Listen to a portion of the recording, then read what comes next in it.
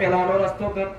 હા મારે ઘરમાં ગાદી આપણને કોકને બેહાડવી હોય તો એક ગાદી ખાલી કરાવી પડે. હા મારે આ શું ખોટું? આચો મારે તો એ તારી તળિયાની માતાઓ બેહાડી હા મારે એ તમારી મોટા મોટી ગલતી. હા તારે તળિયાની શિકોતર, તળિયાની મેરડી હા મારે કે કોઈ ફરતી ચૂડેલ હા મારે ઘરમાં કે બહાર તળિયાનું દેવ બેહાડાય.